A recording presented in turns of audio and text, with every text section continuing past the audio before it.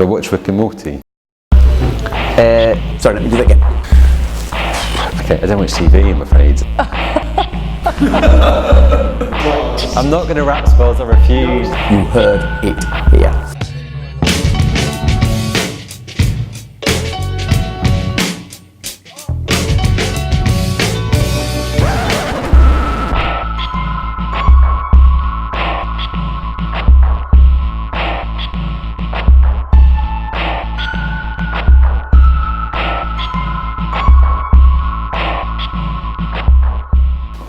There are several journalists who have told me very clearly that Andy's messaging is effectively, I'm not really a Conservative, it's just a badge, I'm really independent. He said similar things at Hustings, so I don't think he can get away from that. No, I'm not ashamed of being a Tory at all. The Prime Minister's on lots of our stuff, that's hardly hiding anything, is it? And the Conservative brand is always on there. It's less about, I would say, probably distancing himself from the establishment. And it's more about trying to distance himself from the Conservative Party, so Labour voters feel they've got permission to vote for him because he's not really a Conservative, even though obviously he is, as he's standing for the Conservative Party. So categorically, I am proud to stand as the Conservative candidate for this election, because this party is the one that is trying to create an economy that works for everybody. You heard it here. But he's still a nice man, so you know.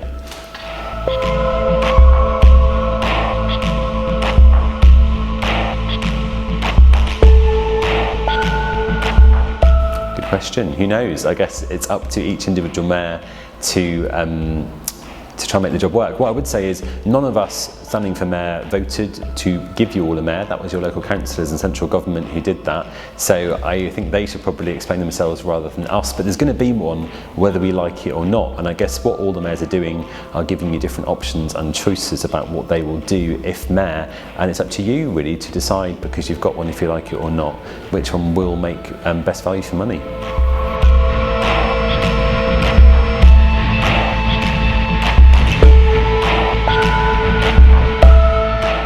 It's a lie that there's not enough money to deal with these things. If we can't sort out the huge rise, 5-6 times the number of rough sleepers in the West Midlands, and do it quickly, then there's something wrong with our society. We're not a poor society. It's just that we have poor people in society. And if you lose your home and there is no safety net, there's nothing else for you to do. Homelessness has increased under the Conservative government by more than half, yet under the previous Labour government it reduced by more than 3/4. We know how to tackle homelessness. Part of the problem is about building housing and a stock of affordable housing that people can actually get access to, and part of the problem is about funding things like the Supporting People programmes that support people with, for instance, mental health and substance abuse issues and stop them falling off the ladder. In London they have a no second night out policy, which I will have in the West Midlands, in which nobody should sleep out a second night, and that is about bringing together and pooling the resources and the expertise of the various different services across the patch, and early intervention to make sure that people don't fall off the ladder and end up in a dangerous, rough sleeping lifestyle. Everyone has a right to their own front door, and the reason so many people are homeless now is because the Conservative government has chosen to let that happen. We will choose to put it right.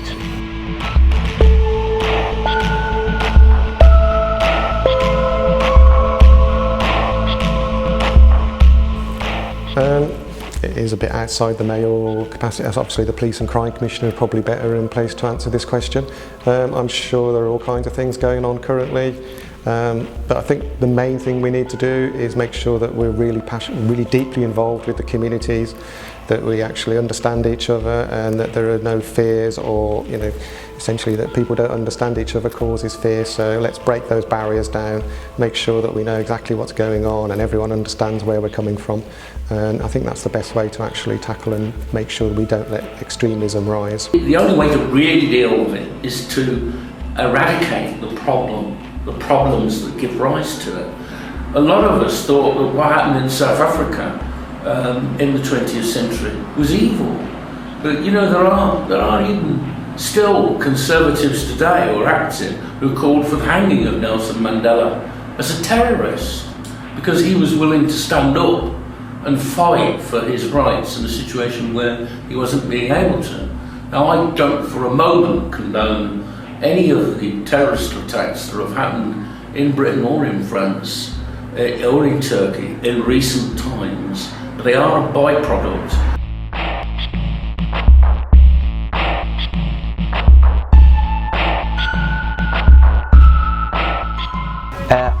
I abstained as an MEP on the Canadian trade deal because on the one hand I'm very pro-trade, and trade will be very important for the future development of the West Midlands economy. On the other hand, I had a lot of representation from constituents all over the West Midlands, thousands and thousands of constituents who felt that this trade deal wasn't a good trade deal. So I didn't want to vote against because I didn't want to send a message that we in the West Midlands were anti-trade. On the other hand, I didn't feel able to vote for because so many of my constituents felt that it wasn't a good enough deal, and for that reason, in a very active and considered way, I abstained.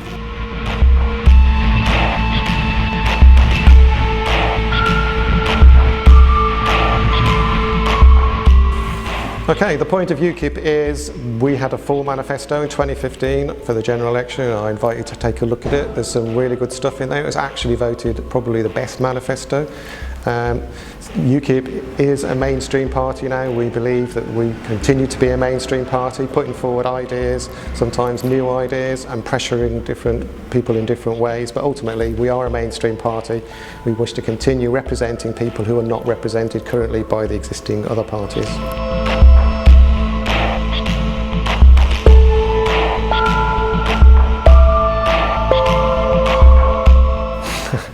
I think this might be related to the fact that Mr Farage is 52 and came from Kent. I think there's probably very little other correlation between the two people. Essentially, we know we have homegrown terrorism and we need to deal with it. My opinion is we deal with that with actually getting involved with the communities, with making sure that we open up and we interact and engage with everybody. I don't think picking on a particular criteria of age or location is relevant.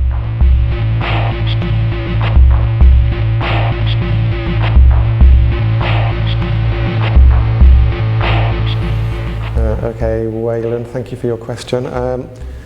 We've already seen there is no economic meltdown. It was promised after the vote to leave, not actually leaving. We would see 500,000 people unemployed, 18% house price crash, war in Northern Ireland, all sorts of bizarre things. The economy is doing really well. If you actually look at January's figures, we actually had a bigger balance than we normally do in receipts from tax. I believe that will continue.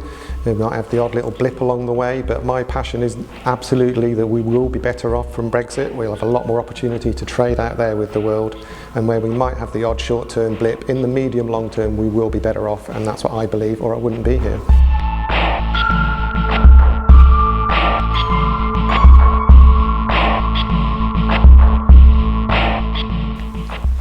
Okay, we do still have, in inverted commas, too many middle-aged white men particularly involved in politics. It's a two-sided thing. I want to make sure the opportunities are there for everyone to get involved, but on the other side of the coin is people need to get involved from the different communities. We could encourage and make the opportunities available, but it's incumbent on those people to actually take advantage of those opportunities. I will definitely make sure that they are there, the chance to participate and get involved. Please take it up, because it is important, wherever possible, we have a wide spread of different representation.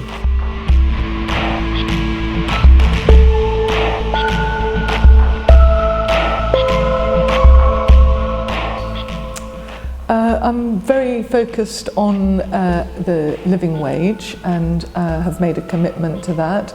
I think it's very important that we try and overcome the deficiencies or the gap between the super rich and the not well off. And I think that one of the ways we can do that is really to give everybody the best chance of gaining the skills to give them a good career here in the West Midlands and to grow our businesses from the ground up. So those would be my routes to approaching that issue. So the Mayor will have no actual power to implement universal basic income. However, what we are asking government for is permission to do a trial of universal basic income in the West Midlands, already supported by some unions, and quite a few newspapers are very interested. I think that could happen if we got a Green Mayor.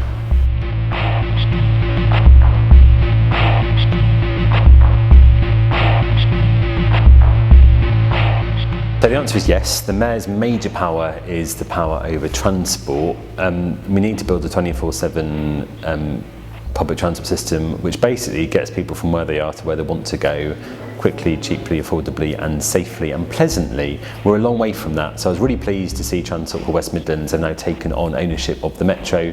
The real way to do that is actually for us to stop letting private companies run our trains and our buses and keeping the profits, because if we ran them we could use the profits, invest them back in the network, have more buses, more trains, more cheaply, more conveniently, more routes, more frequently, more carriages, etc, etc.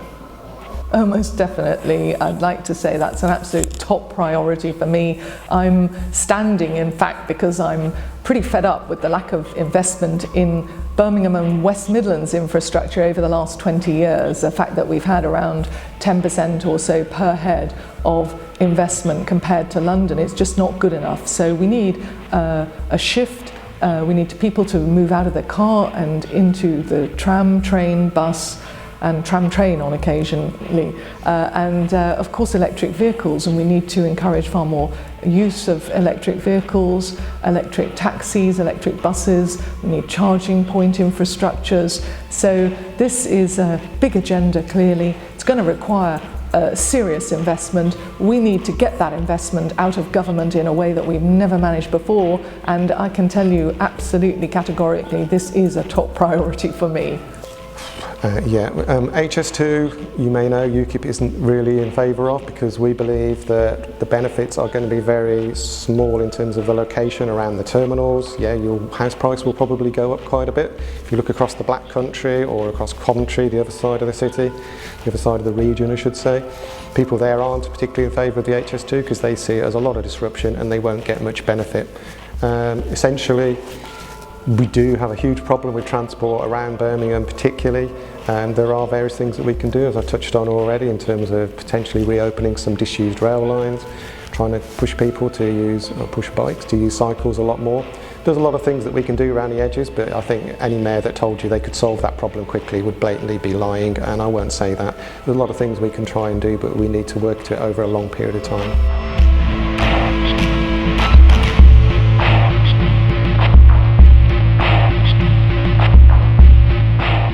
Yes, I do. That's my policy. I think I'm the only candidate who supports that, and that was on my opening pledges on the very day I launched my campaign last October.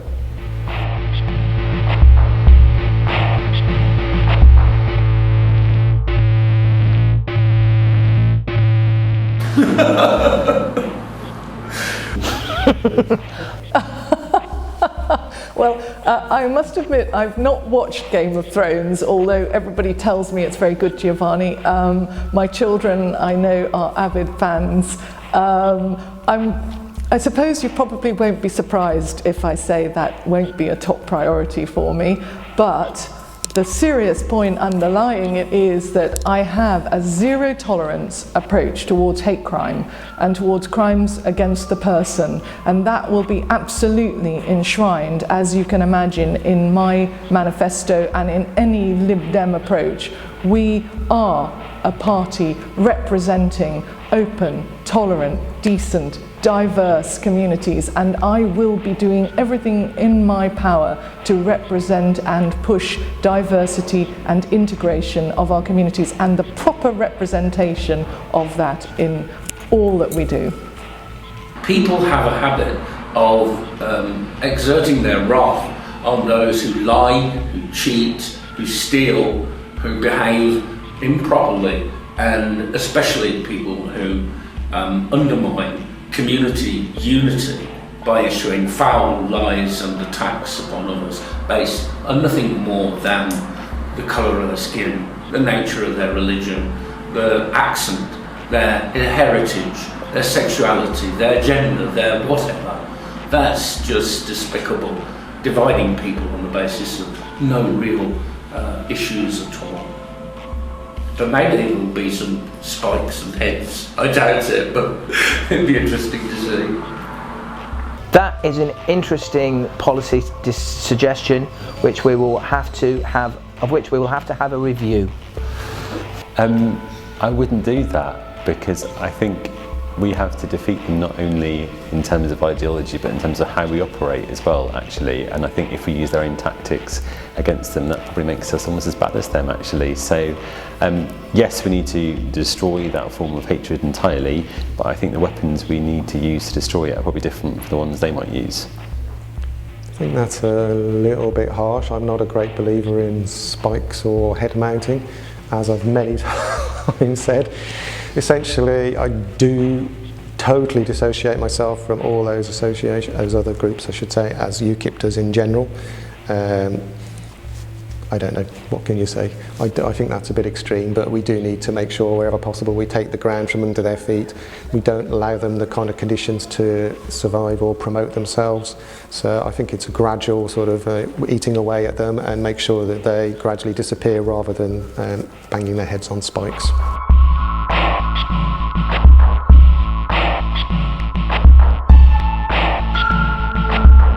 Do you watch Game of Thrones? I'm vaguely aware of it, but yeah.